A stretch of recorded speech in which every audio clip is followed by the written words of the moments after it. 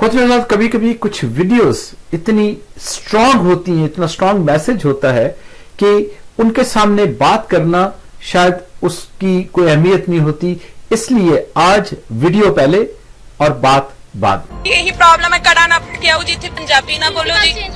Principal change ہون کر کے کیوں نہ بچے پنجابی بولن گے جی جب پنجاب چ ਆਪਾਂ ਰਹਿੰਦੇ ਆ ਜੀ. میرا حق کا کڑا ہے نا لاکر وچ رکھے انہوں نے دتا نہیں ہے. پنجابی تو سارے ٹیچر ہی روک رہے نے. سپر باتم کہنا کہندے واحگuru جی کا خالصہ ہے ਤਾਂ ਹੁਣ ਛੱਡ ਹੀ ਦਿੱਤਾ ਕੰਮ.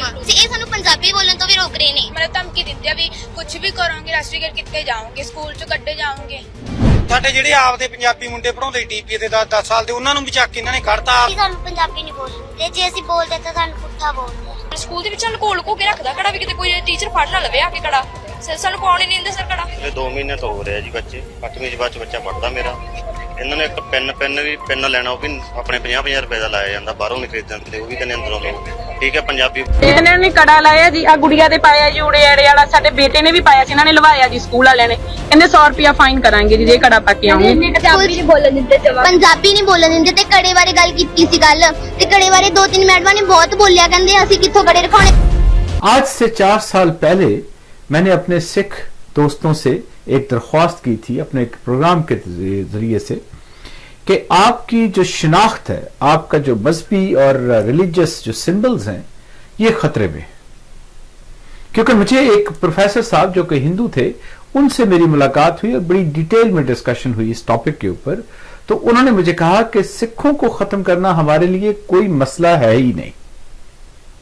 पहली मिसाल उन्होंने ये दी कि इंडियन कॉन्स्टिट्यूशन के तहत हमने उनको अलग रिलीजन माना ही नहीं है, यानी वो हमारे ही एक फिरका तस्वर होते हैं according to the constitution of India.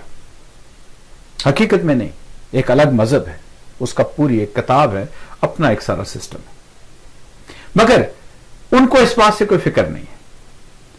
उसके साथ मैंने एक बात की थी और वो आपको शायद याद हो, मैंने डॉक्टर अमरजीत सिंह साहब का जो टीवी 84 के एक बहुत बड़ा प्रोग्राम करते हैं, बहुत बड़ा टेलीविजन नेटवर्क है, उन पे बात करते हुए मैंने ये कहा था, और ये 84 के हवाले से हमारा एक प्रोग्राम था, उसमें मैंने उनसे क्वेश्चन किया था कि हरमंदर साहब पे जो सबसे बड़ा जो अटैक हुआ था, उसका सबसे बड़ा नुकसान आप किसे गर्दानते हैं? क्या हरमंदर साहब की जो बिल्डिंग को नुकसान पहुंचा, जो कुछ लोग वहां पे शहीद हुए या मारे गए, वो, या इसके अलावा एक तीसरा वाकया ऐसा हुआ था जिसको बहुत कम लोगों ने रिपोर्ट किया, और वो था वहां से सिख लाइब्रेरी को गायब कर देना और उसकी चीजों को लूट लेना और चोरी कर लेना. तो डॉक्टर अमरजीत सिंह साहब ने मेरी इस थ्योरी को माना और उसको तस्लीम किया कि यकीनन ये सबसे बड़ा जुर्म और ये सबसे बड़ा नुकसान सिख नेशन को हुआ, क्योंकि हम अपनी तारीख से महरूम कर दिए गए, और जिस कौम की तारीख उनसे छीन ली जाए उसका जोग्राफिया चेंज करना आसान हो जाता है. आज ये जो वीडियो आपने देखी है, ये बिल्कुल मेरे उन्हीं पॉइंट्स को पूरा करती हुई और उन्हीं पॉइंट्स को प्रूव करती हुई नजर आती है कि आज पंजाब के अंदर, जहां आज भी सिखों की मेजॉरिटी है, वहां पे स्कूलों में अगर पंजाबी और कड़ा पहनने पे उनको पाबंदी की जाती है और उनको उस पर जुर्माना होता है बच्चों को, तो ये अपनी जगह एक स्टोरी बताती है कि वो किस तरह से इन रिलीजियस सिंबल्स को इन लोगों के अंदर से खत्म करना चाहते हैं, या कम से कम उनको डिस्करेज कर रहे हैं.